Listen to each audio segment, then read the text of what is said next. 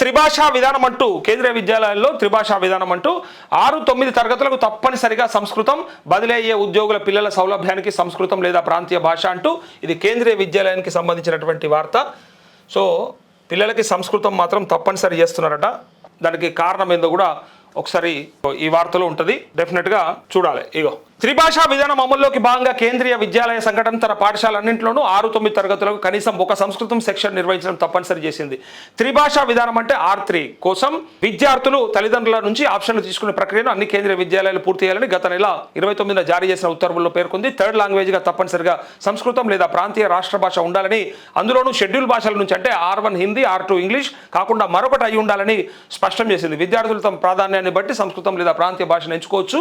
బదిలీ అయ్యే ఉద్యోగుల పిల్లల సౌలభ్యం కోసం ప్రతి పాఠశాలలోని కనీసం ఒక సంస్కృతం సెక్షన్ ఉండాలన్నదే ఈ నిబంధన అని ఓ సీనియర్ అధికారి వివరించారు అంటూ ఇది ఆ విద్యార్థుల తల్లిదండ్రులకు సంబంధించినటువంటిది అండ్ కేంద్రీయ విద్యాలయాల్లో చదువుతున్నటువంటి పిల్లల